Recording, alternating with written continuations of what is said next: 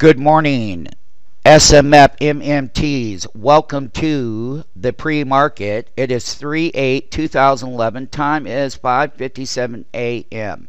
Pacific Standard Time. What we are looking at is on the NASDAQ gap open down. Netflix left elbow. Bill said that there was something related to Facebook about doing online videos. That's got that big gap down on the bulls. We'll look how to trade off that bottom, 36912. If it's a knife hook and it runs hard off of that IR, stay the course until it finally weakens up. On the other hand, over here, the over-bloated restaurateur Chipotle Mexican Grill closes at 252. Heavily shorted both names. Not only that, that left elbow, called the left elbow dollar price gap down, is a trade every time. Why? Because the market makers will walk it that way. So Apple, here's the gap down list. It's not real heavy, but here are some culprits. GOLD, CASY, Urban Outfitters guided down, folks. Any move up off of the bottom, it'll be a rollover. Let me get out my horn. Beethoven.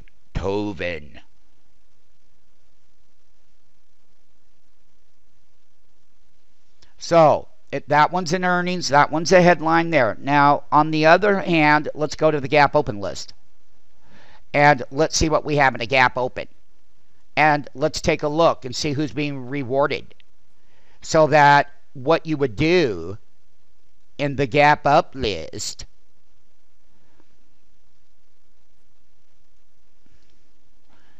is you're going to take a look at why you would short the pullback, but then on the opposite hand, on the gap up list, the power of this list is that the pullbacks, when they do pull back, that they're going to be strong. So here we go. We got BSFT up 6.48, ATRN, ECOL, JAZZ out of India, Infosystems up $1.30.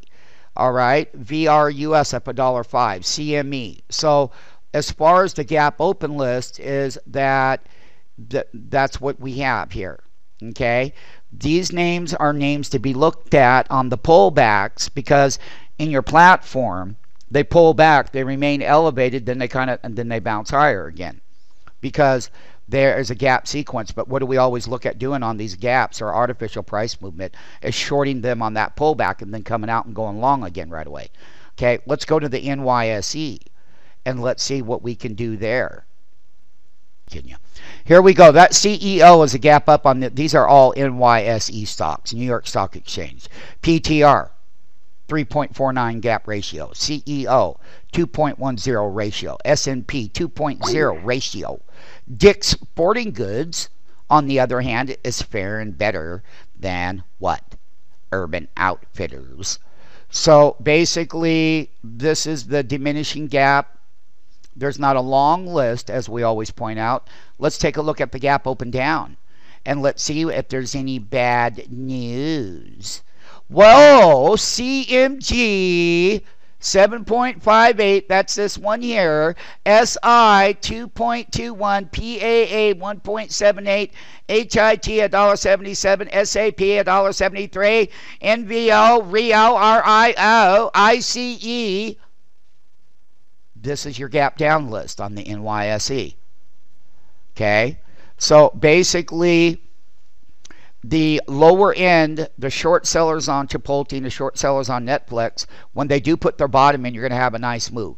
And they average about $3 off the lows, just like we did yesterday. So basically, the S&P 500 futures are flat, and Best Buy files for a debt security show. Oh, imagine that, BBY. All right, on the wires, there's, so-so on the wires. But the gap up and the gap down list is also in your emails. HTCH down 11.3%. FISI down 4.4%. These are all headlines related. Today, analyst comments LDK, that's a solar, it was downgraded to a sell from neutral at Collins Stewart. Okay, And that's that Chinese solar stock that we were in some time ago, but it doesn't matter. The matters is that there's a sell rating. Qualcomm was downgraded to market peer perform from outperform at BMO Capital this morning. The Asian markets, the Nikkei down plus 0.2%, Hang Seng up 1.7%, the Shanghai plus 0.1%, the Sensex plus 1.2%. Japan is doing their thing. Hong Kong, the Hang Seng finished up because they were all down. The Shanghai Composite and India also in the telecom plus 2.9% and the IT 0.18%. And so that's what's going on around the world. As far as what's moving is that you've got Rio, BHP Hilton, and these type of stocks on the NYSE that are extremely overbought. They need a correction. What else could we say that could be helpful? Would be the list for the floor talk. The oil situation, which I've already updated everyone on this morning. On the other hand, this BSFT is 20% after beating on the top and bottom line and issuing upside guidance. That's your news on that BSFT. Okay? So that means that it's getting an earnings gap, but it will be shortable for the pullback. Okay? Off of the highs when it puts it in. And that's the news there as far as that one goes. U.S. corporate news, AEO shares spiked. I believe that's American Eagle Outfit. No, that's a... take a look at that one. I believe it's in the golden miners. I could be wrong. But it spiked late in the day yesterday on reports that the company was searching for a new CEO. So there's your AEO. Has been speculated to be M&A candidate in the past, which it has. So that's what's going on there. And that's what's going on with the BSFT. So the futures are flat. They're down slightly. They've been in positive territory. The indexes remain weak from the original trend reversal that happened. Today is going to be day 2 of the 3rd week of that original reversal that we called for. And basically, when the indexes could not hold the upside delta to the downside delta and it rolled over again, and there was a sell-off on Friday and Monday. That's called a continuation pattern of these sells. You hear me?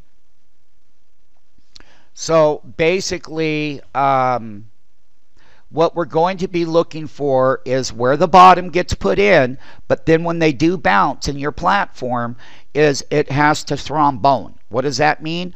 That once they bounce, the higher elevation in the brain, the platform readings need to stay elevated. Meaning that you don't want it to come down and hit 0 and then pop to 15 and then roll over, or go up to 25 and roll over. Sure, they're very quick trades for a profit, and that's all they're going to give. That's exactly what they did yesterday. That's exactly what they did Friday. The indexes have not put the lows in for a true reversal at this point. And as I've been teaching all of you, seniors again, and the new MMTs, is there is a sequential events that take place at these bottoms. The thing about it is that the indexes remain weak. Stocks will not be able to hold their highs when they're put in. They will roll over Beethoven. The brain will confirm it. Why? Because I can tell you why. When the indexes are not healthy, in price volatility, equities cannot hold their intraday highs, nor will they. They just simply aren't going to do that. So basically what we're looking for today and each and every morning is that equities seem to hit that bottom, but they got to have that knife hook low. And that's the power of the pre-market this morning. We remain in that trend. And as a market maker, that trend belongs to the public. That does not belong to an MMT.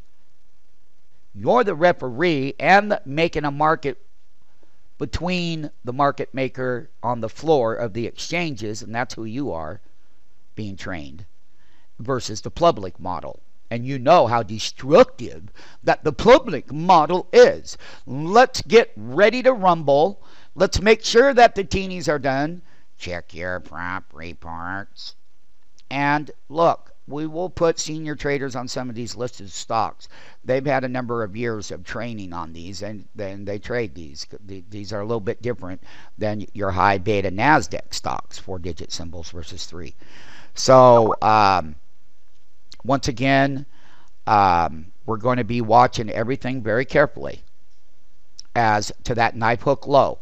And when it comes, you do that 369 up, and you might pull back a 3 bar, but you will remain elevated. And not only that, in the platform, you're looking for the teeny expansion, consolidation, price action, and that it holds and they break higher, and that you stay elevated in the platform. You will have that success, as the success is here every single day, and this is your wages. Your expertise and training gives you the opportunity to do far better than anyone else out here. Period.